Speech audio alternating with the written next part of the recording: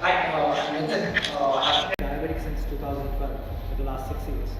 And being a diabetic, you have a lot of troubles in your day-to-day life in terms of dietary and physical limitations. So, being in countries like India, especially where there's a lot of social stigma around diabetes, and there's this constant nudge that you need to have a meal every 3 hours, and most of the focus is put on just the dietary aspects instead of the physical requirements and how to stay physically fit, like in the Western counterparts. So India lacks a little bit on trying to focus more on the physical needs to better the lives of a diabetic. So for the last 6 years, I have tried to change my lifestyle being a diabetic. I've tried to focus more on trying to improve my physical focus and physical lifestyle in order to become a better diabetic, or maybe have a couple of meals that I wouldn't want to skip.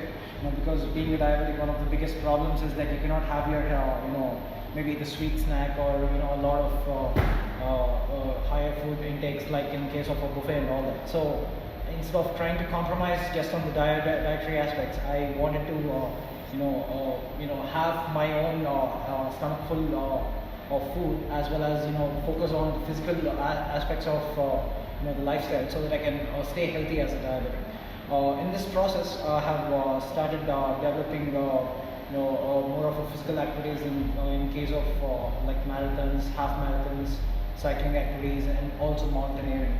Over the last 6 years, I have been a part of 2 6,000-meter expeditions, and I am attempting to summit Mount Everest in 2019 May.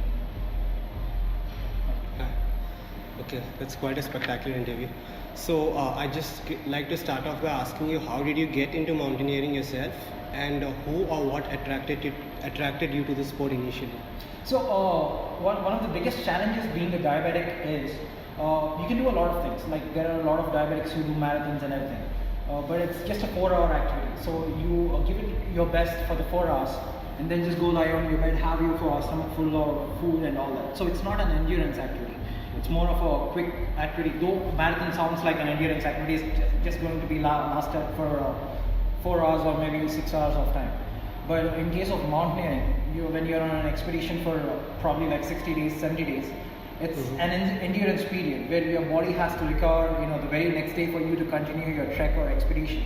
Right. And it's not just for that day itself that you can just give your best and probably just unwind and take rest and have a full body recovery for over the next couple of weeks, like in case of a marathon.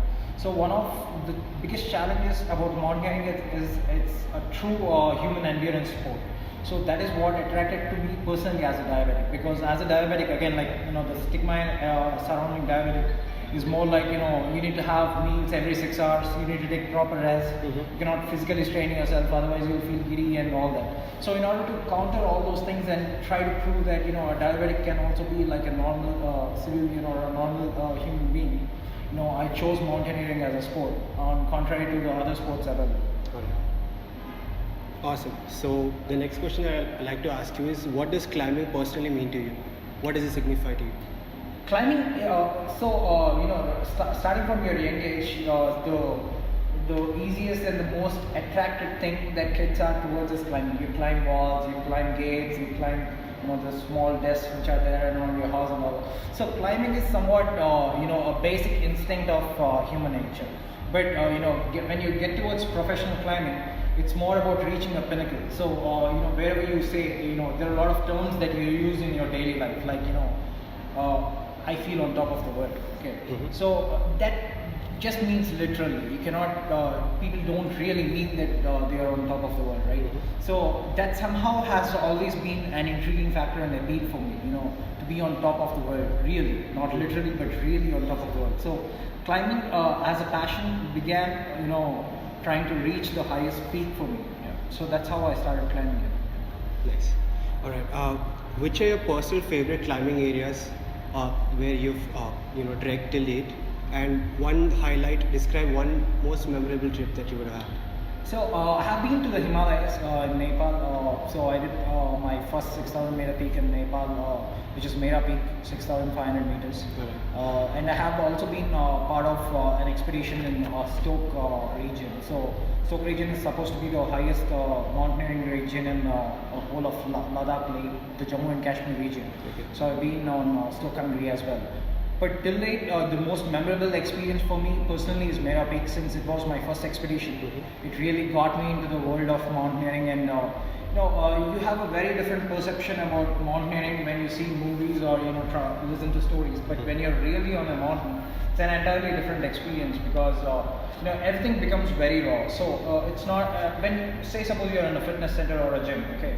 Everybody does, their activities based on their personal capacity. Like somebody lifts a 7.5 kg, the other person can lift 12.5 kg, according to his stamina and his ability.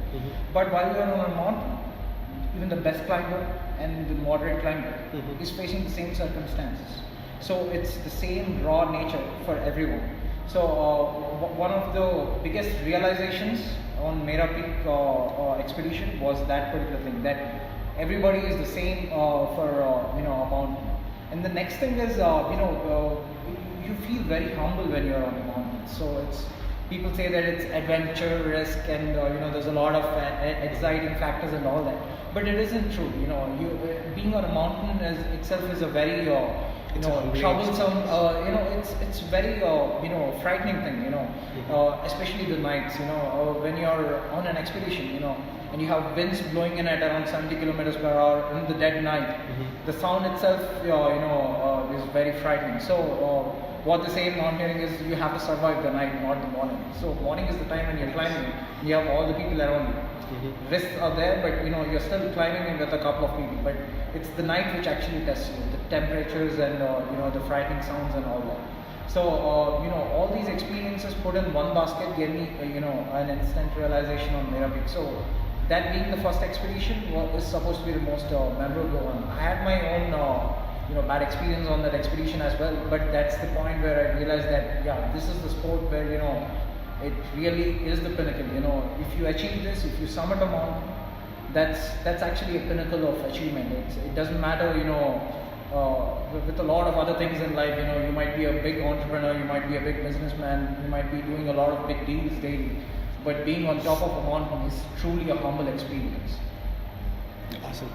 So, before and during a trip, what is usually your fitness and nutrition regime? So, the training regime before an expedition sounds something like pre 6 months, 6 months pre to the expedition. You do your regular high cardio activities and all that. You actually peak the training in the last 1 month, because that increases your lateral threshold and the anaerobic capacity, which is really required on top of the mountains. You actually don't run on the mountain, you just take one step at a time, right? So even though you have a high cardio activity, taking one step at a time at an altitude of 21,000 or 22,000 feet, where the oxygen levels are 1/3 that of the normal sea level, is a very highly anaerobic activity. So you need a lot of strength and muscular activity, very strong muscles and a lot of muscle endurance. So just the cardio activity, because a lot of people think that you need to probably be a marathoner or have very high lung capacity in order to summit a mountain. But it's not entirely true. You need to focus more on your muscle endurance as well in order to perform well on the mountains, because in altitudes that's what matters a lot, the anaerobic capacity. Very true. To sum up this interview with you by asking you, having climbed so many mountains yourself and having faced such extreme adversity, suffering from such a diabetic condition, what advice would you like to give to people out there facing extreme adversity in their everyday lives, and how would you advise them to go about overcoming those obstacles? So when I started on this journey of mountaineering, I came across the question that usually the very big speakers usually ask their audience. They ask them to find their Everest. Okay, so finding your Everest can be anything. It's not a mountain. It can be your ultimate goal. Which you think, which you believe that is worth living for. You cannot when you are suffering from a condition, or whether you're not suffering from a condition, you always need to have the big goal. That you'll always keep working towards and want to look at and not give up or like they say in the entrepreneurial world, what makes you stay awake at night.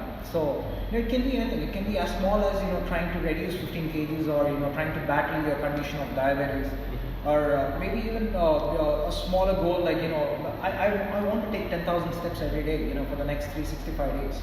It can be a small goal, but looking at the long term, having a healthy lifestyle of at least maintaining 10,000 steps a day, makes you fight conditions like diabetes, cholesterol, obesity, anything. It can make you a fitter person. Fitness, and for me, fitness is not just being physically fit; it's mentally fit.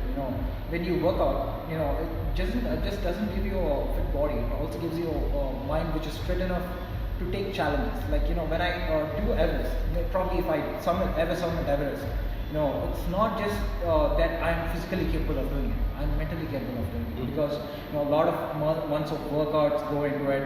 Physical preparation, mental preparation, the determination in those 73 days. Because when you're there for 73 days on a mountain, there are a lot of chances that you might get cold, cough, fever, or anything. A lot of people suffer from conditions like diarrhea also, which is supposed to be apparently very troublesome when you're on a mountain.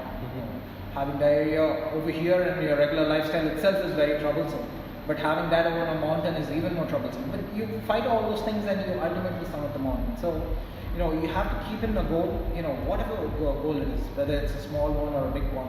But I would recommend everyone to start with a fitness goal, because that is one of the easiest things that you can do in your daily life. Maybe if you want to run a successful company, that might take you a couple of years. All the big term ambitions take a couple of years. But fitness is something you can build upon in a day-to-day lifestyle. Maybe I want to do 2 hours of cardio today, 1 hour of cardio today. Maybe I want to run for 5 kilometers tomorrow. Those are small goals, which will ultimately make you a better person, both physically and mentally, in the longer run. So, keep your, you just need to find your Everest and keep working towards it. That's what I would recommend. Alright, so I would like to know, how has your experience been at Gold's Gym Madhapur, and specifically how has your training regimen been with the trainer Thoiba? Over the last few months I have been working on the cardio part myself. But Gold's Gym Madhapur has been very instrumental in trying to build my muscle endurance, which is one of the very key things when you're at high altitude. So I am specifically concentrating on full body circuits rather than just hypertrophy muscles. And my trainer Thoiba has been very instrumental in trying to get me into right shape, and get the proper muscle groups, with specific focus on my lower. The legs are the most important part when you're doing mountaineering, and even my back muscles and all, because we will be carrying heavy loads and all. So these muscles have been specifically targeted, and there has been extreme focus given by my trainer, and which is really good, because when you actually go for workout in fitness centers, we just do random workouts without any proper structured regime and all. But Thoiba has been giving me extremely attentive focus, and whenever I do something wrong, the format is not very proper while doing a workout, he takes care by being beside me, and make sure that I get the thing right, which is really important when you're working towards a goal. Alright, thank you so much for your valuable time, Mr. Nitin Somalaraju. I wish you all the best for this particular trip and all your future endeavors, and we wish to have you back. Absolutely, yeah. Looking forward to see you back in 90 days, working out. Yeah. Thank you so much. Thank you so much.